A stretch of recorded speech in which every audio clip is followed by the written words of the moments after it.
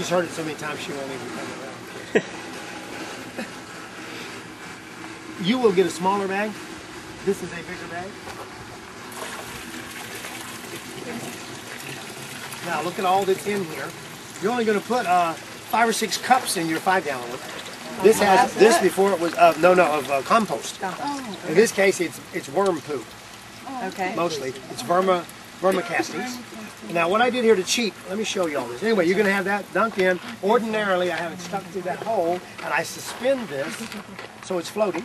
And then whenever I think about it, I mess with it. Now, commercially, that would never be possible. You got to make a living, And that right? ball is in there? All the balls. Well, I got 1 ball in here, Oh, 1 ball in there. and then there's 3 more balls on the bottom. Oh, okay. But the big thing is, if you look at the movement, what you want to see is that every bubble in here starts moving around. You see what I mean? Nobody's sitting still. Because if there's a dead spot that doesn't move at all, it may go anaerobic on you. Probably not dangerously so, but you're not going to get as good of teeth. So the big thing is I move the balls around. Usually I have them spread out. Another thing that'll work that we haven't put on these, but you can do yourself, 1/4-inch soaker hoses. The little one. Okay, can make about 3 or 4 coils. Stick it to the bottom of your 5-gallon bucket, or in this one you do more. Stick 2 of these tubes, 1 at each end, and you get even more air than this. You got bubbles up there because it's a little harder to clean. And everybody says, oh, it's too expensive. No, it's not. Use it 4 or 5 times and throw it away. Don't even bother with cleaning it. Come on, you buy 25 feet for $4. So you're going to do 5 years with it, or 4. Just toss it. So put it in your compost pile. It's rubber. It'll actually break down. So that's all there is to making it. Now what I did, I cheated on. I'm glad I saw this, because one other thing I've got to let you know. This actually comes with, and Malcolm and I did, Malcolm Beck has that place over there. He and I actually did a study on this in a company called Microsoil. Okay, and we saw more good bugs in this little cheapy one than we did one that cost $32 a quart. This, I think, is $10. It's not very much. I'm trying to give you the numbers. I know what's in here, but I was going to see if they wrote anything additional. It's got actually at least 1 nitrogen-fixing bacteria in it and a few others. So it gives you a head start on. I did it in mine because I couldn't be here for 24 hours. You just poured that in? I put that in addition to my compost, put it into my compost actually and let it soak a while, and then used it as part of my formula. You can use Howard Garrett's, what does he call it? Garrett juice? Garrett juice. I got my own that I don't even distribute, but you will find it, called Deuley's Own Natural Elixir. Ladybugs over there, if you ever toured the place, the lady with the little samples, all those are what I call put-to-sleep teas. They are, I don't care who made them, fish emulsion, kelp, seaweed. I have apple cider vinegar in mine. I actually put a bite of B vitamins in mine. I don't know if everybody does or not. And some kind of a good compost tea. Leachate, humic acids. And that's what they're all made out of. In my book, I gave him one. Where's Jason? I gave him one, and you can get them if you want them. They're about $20. I don't have them here. I don't promote my books. They're just a giant notebook, and 4 times a year I send you more pages. When I learn something, you get to learn it. And in there's all the formulas for how you make them. How do you make it a fungal tea, where I haven't gotten into that, as opposed to a bacterial tea. We've been talking bacteria right here. But if you're going to grow trees, you're going to grow olives, you're going to grow perennials, you want to learn to make fungal teas. Okay, right now, we're growing tomatoes, we're growing Swiss chard, we're growing annuals. We don't much care about that. Almost all of our annuals love bacteria. And that makes sense if you think about nature. Things that live a long time prefer funguses, because funguses live forever. So they've learned to associate with funguses. Does that make sense? Whereas an annual plant hasn't got time to get in love with a fungus. She's there and she's gone, so they've learned to better associate with bacteria.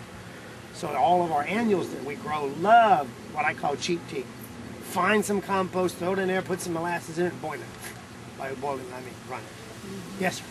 That one, you didn't mention anything about putting bacteria in there.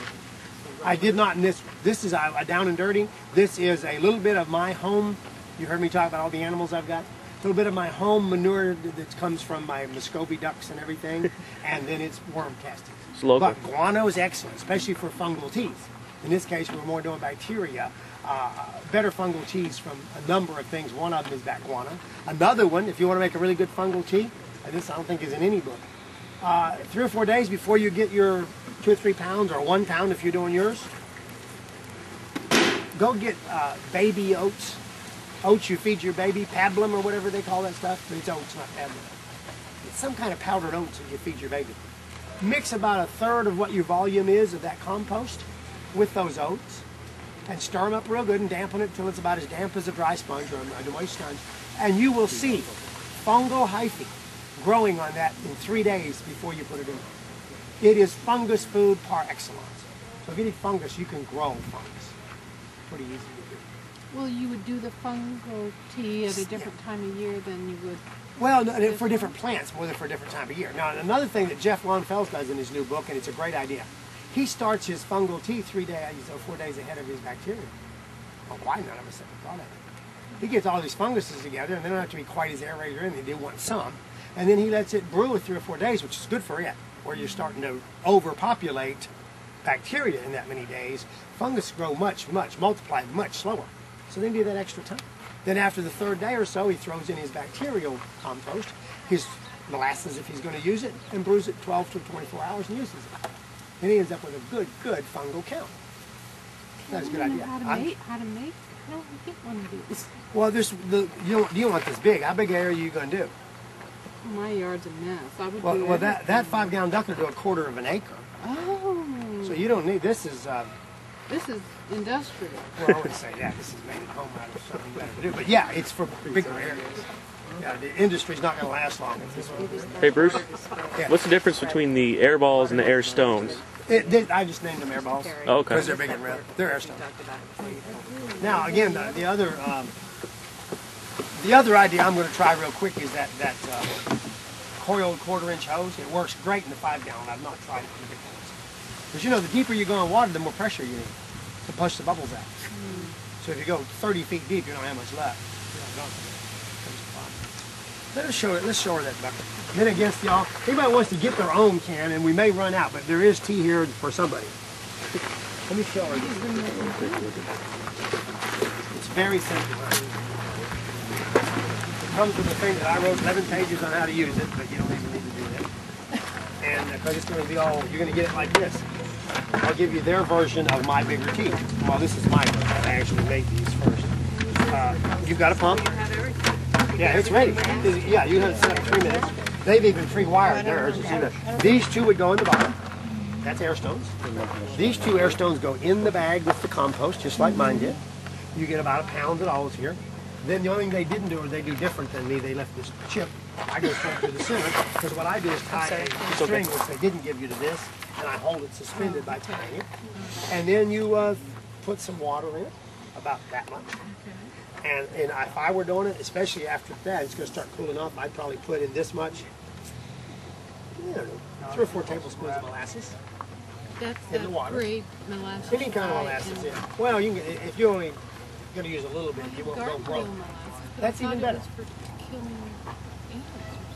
No, ma'am. If you don't have anti-fuego, you have molasses. Oh, that's all you that's need. right. No, it's perfect. Yes, or you can use bear rabbit. You can? It's expensive. Backstrap. Yeah. Really? Just off Backstrap's actually, for some things, better, we found out. Very expensive, but good. And of course, plug it in and run it. Run it about, I guess I didn't even tell them, but you run it like 8 hours or 9. Then you pull that bag out, take those air stones out and drop them back in, dump the bag somewhere in your garden. It's still good fertilizer. It's still good compost.